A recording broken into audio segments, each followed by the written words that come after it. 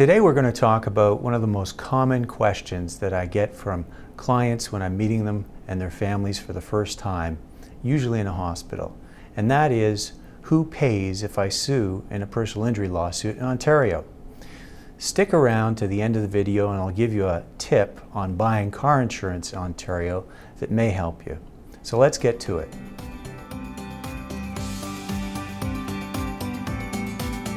So I may be going into the hospital and there may be a very seriously injured person there and their family.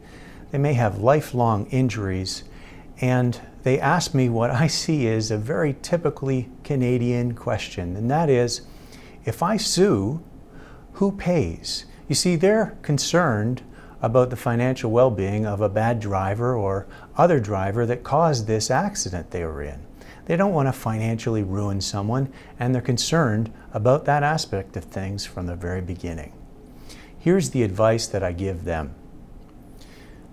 Usually, in the vast majority of cases, an insurance company pays in personal injury lawsuits in Ontario. And I'll give you an example. So if my client was injured by a bad driver who was hit them from behind, that bad driver usually has $1 million in liability insurance. How does that work? Well, if my client's case is settled for $300,000, $400,000, $800,000, anything less than that $1 million liability insurance policy of the bad driver, then the bad driver isn't out of pocket whatsoever. Now you may be thinking, but what about the legal fees for the bad driver? Aren't they going to have to pay legal fees? The answer is no. Their liability insurance company also has to pay for their legal fees in any personal injury lawsuit. Now I'll leave you with two caveats. The first is, if the verdict or settlement in that case is in excess of the $1 million liability insurance, then the person could be exposed financially.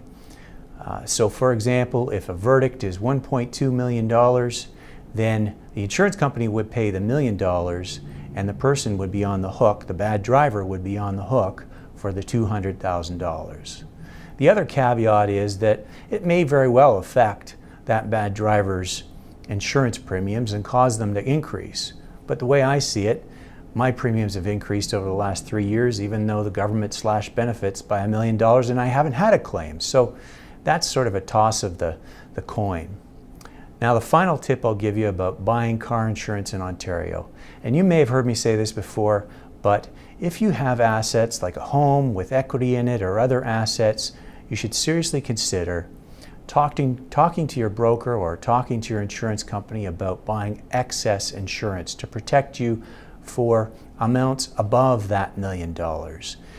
Believe it or not, it doesn't cost that much more to buy excess insurance that protects you more so that your assets that you've invested lots of money into aren't at risk. Thanks for watching. We're grateful for all of our social media followers. If you like this video, please click like in the bottom right-hand corner of your screen and share it with your friends and family. Be sure to subscribe to our YouTube channel. Thanks very much for watching. We'll see you in the next video.